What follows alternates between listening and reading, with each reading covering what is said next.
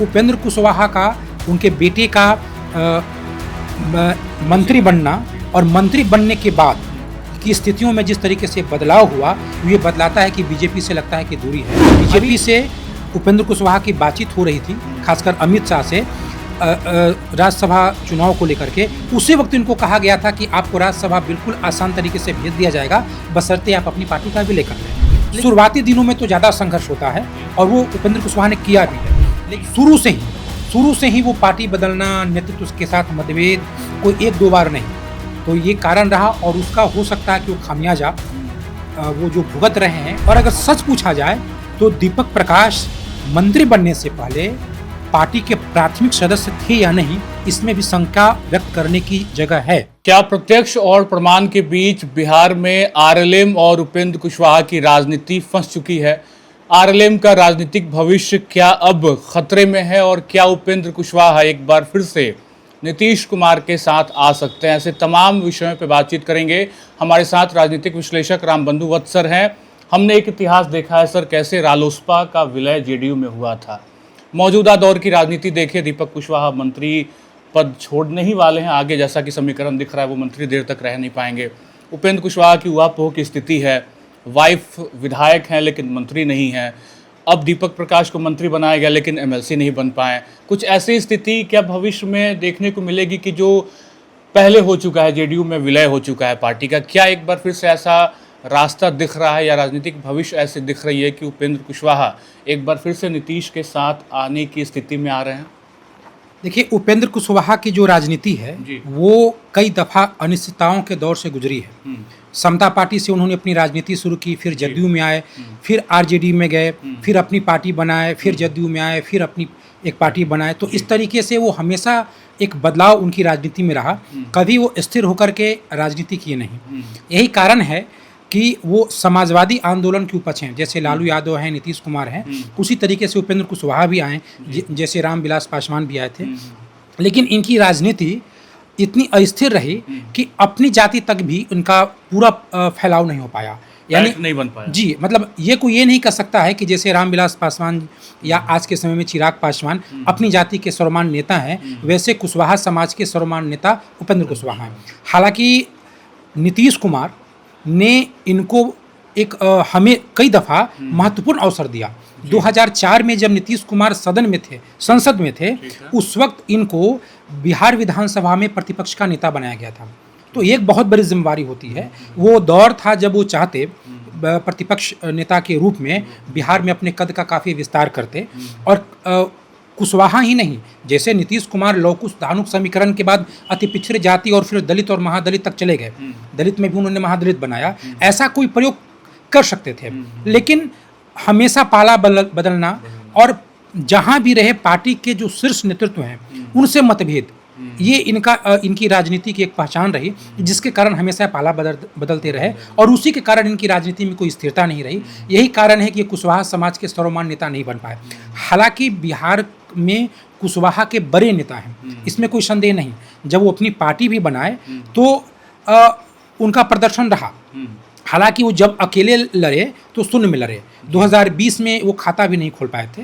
लेकिन जब 2024-25 हुआ, जब भी वो एनडीए के साथ चुनाव लड़े, तो वो एक उनका आउटपुट रहा, वो विधायक सांसद जिता पाए। तो ये महत्वपूर्ण विषय रहा। लेकिन आज के समय में उनकी जो राजनीति है, वो राजनीति गंभीर चुनौतियों का शिकार हो चुकी है। उसका कारण ये है कि एनडीए में इस वक्त जो सबसे ताकतवर स्थिति में बीजेपी है, लगता है उनके साथ उनकी जो तालमेल हो बिगड़ गई। अब तक एनडीए के भीतर उपेंद्र कुशवाहा जो हैं वो बीजेपी कॉलम के माने जाते थे, जीतनराम मांझी हैं वो नीतीश कुमार के कॉलम के माने जाते थे। और इस तरीके से चाहे सीटों का बंटवारा हो या मंत्रिमंडल का बंटवारा हो, एक आपसी तालमेल किया जाता था। लेकिन उपेंद्र कुशवाहा का उनके बेटे का मंत्री बनना और मंत्री बनने के बाद की स्थितियों में जिस तरीके से बदलाव हुआ, ये बदलाता है कि बीजेपी से लगता है कि दूरी है। अभी उनका एक बयान आया था कि पद मिलने से अच्छा है कि पार्टी को संभाल लें। तो क्या खतरा था, क्या मतलब मंत्री पद कायम रहने में उनकी पार्टी को खतरा था। वो खतरा क्या हो सकता है, वो तो वही जो विलय जिसकी बातें इस वक्त मीडिया में है कि बीजेपी की ओर से कहा गया था कि वो अपनी पार्टी का विलय कर दें। कई दफ़ा उन्होंने पहले जदयू में किया, अब बीजेपी वाले चाहते हैं कि हमारे यहाँ चले आएँ। जब बीजेपी से उपेंद्र कुशवाहा की बातचीत हो रही थी, खासकर अमित शाह से राज्यसभा चुनाव को लेकर के, उसी वक्त इनको कहा गया था कि आपको राज्यसभा बिल्कुल आसान तरीके से भेज दिया जाएगा, बशर्ते आप अपनी पार्टी का विलय कर लें। लेकिन उसके बाद बिहार की राजनीतिक परिस्थितियों में बदलाव हुआ। नीतीश कुमार जिस तरीके से राज्यसभा चले गए, ऐसा लगा कि जदयू के बाद उनका जो जनाधार है वो एक गैप वाली स्थिति में जा रही है। तो उसको देख करके अब उपेंद्र कुशवाहा को लग रहा है कि अगर वो अपनी पार्टी कायम रखते हैं तो शायद उनकी पार्टी का जो सियासी जमीन है उसका विस्तार हो पाए, उनके पास एक नए राजनीतिक अवसर है। क्योंकि बिना नीतीश के जदयू कितनी दूरी तय कर पाएगी, और अगर वो निशांत कुमार का पैर लड़खड़ा गया तो पूरा का पूरा मैदान उपेंद्र कुशवाहा के लिए खाली है। क्योंकि ये हर कोई जानता है कि उपेंद्र कुशवाहा समता पार्टी के समय से ही नीतीश कुमार के थे, और नीतीश कुमार से वो नाराज हुए, जब नाराज हुए, लेकिन जब वो साथ रहे तो नीतीश कुमार के चहेते रहे। तो इसलिए नीतीश कुमार की जो जमीन है उस पे इनकी नजर है। यही कारण है कि पार्टी का विलय नहीं कर पा रहे हैं। पार्टी का जब विलय नहीं कर पा रहे हैं तो कई तरह की चुनौतियां हैं। जैसे एक तो दीपक प्रकाश हैं जो मंत्री तो बन गए लेकिन उन्हें एमएलसी नहीं बनाया गया, लगता है उन्हें अब त्यागपत्र देना ही पड़ेगा। हालांकि गणित कई हैं। गणित ये है कि उनकी जो पत्नी है स्नेहलता कुशवाहा सासाराम से, वो त्यागपत्र देकर के अपने बेटी के लिए सीट कर दें। दूसरा गणित यह है कि बेटा त्यागपत्र दे दें, वही मंत्रिमंडल उनकी पत्नी को मिल जाए। लेकिन इन तमाम तरीके के तर्क वितर्क के लिए बीजेपी की सहमति जरूरी है। ऐसा नहीं है कि बीजेपी के बिना चाहे मंत्रिमंडल विस्तार हो जाए, और हाँ, संभव भी नहीं है। दूसरी बात है कि अगर सासाराम की सीट उनकी पत्नी खाली करती है अपने बेटे के लिए, तो वहां से उपेंद्र कुशवाहा को अकेले चुनाव लड़ना पड़ेगा। क्या बीजेपी के वोटर साथ देंगे? क्या एनडीए की जो ताकत होती थी जदयू बीजेपी, वो वोट बैंक उन तक मिल पाएगा? हालांकि पिछली बार जो स्नेहलता कुशवाहा जीती हैं वो 26,000 के वोट के अंतर से जीती हैं। उन्हें 1,05,000 कुछ वोट मिले हैं, और जो जीत का अंतर है 26,000 से अधिक का है, तो बड़ा अंतर है। लेकिन वो तब था जब वो एनडीए के कैंडिडेट थे, बीजेपी वाले जदयू वाले भी वोट दिया करते थे, तो वो एक चुनौती है।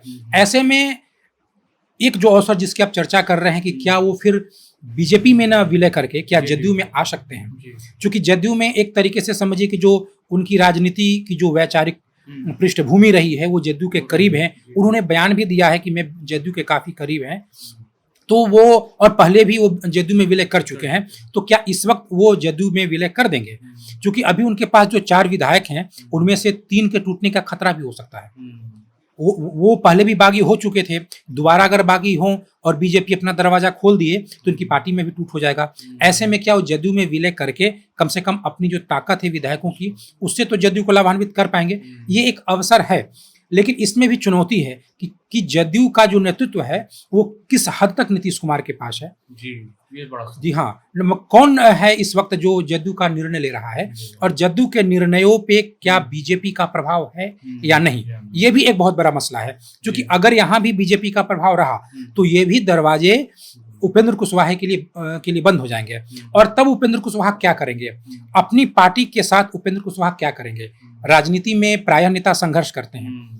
शुरुआती दिनों में तो ज्यादा संघर्ष होता है, और वो उपेंद्र कुशवाहा ने किया भी है। लेकिन क्या अब राजनीति के आखिरी दौर में अपने जीवन, उनकी जो राजनीतिक जीवन है उसके आखिरी दौर में भी क्या एक नए तरीके का संघर्ष करना पड़ेगा अगर वो अपनी पार्टी को बचा के रखेंगे तो? अच्छा, एक बड़ा सवाल कि हम लोग बात कर रहे हैं कि नीतीश की जमीन पर नजर रही उपेंद्र कुशवाहा की, और हम ये भी बात कर रहे हैं कि जो संघर्ष इस दौर में उपेंद्र कुशवाहा कर रहे हैं वो शायद होनी नहीं चाहिए थी। तो क्या आपको नहीं लगता सर कि जिस तरीके से धैर्यता का परिचय देते हुए सम्राट चौधरी ने नीतीश के साथ रहते बैटिंग की, जिसका उन्हें तोहफा भी मिला, कुशवाहा के बड़े नेता के तौर पे अब मुख्यमंत्री बन गए, उपेंद्र कुशवाहा ने भी अगर ये धैर्यता दिखाई रहती तो शायद आज उस कुर्सी पे उपेंद्र कुशवाहा बैठते, ना कि सम्राट चौधरी। ये धैर्यता की कमी बहुत ज्यादा महत्वाकांक्षी होने के चक्कर में उन्होंने खो दी क्या? निश्चित तौर पे आपने जो डिकोड किया है वो बिल्कुल सटीक बात है। देखिए, ये 2020 के बाद 2021-22 का जो समय था, जो वो एमएलसी भी थे, बाद में उन्होंने नीतीश कुमार से उनका मतभेद भी हुआ, वो एमएलसी का पद भी छोड़े, बाद में वो अपनी एक पार्टी भी बनाए।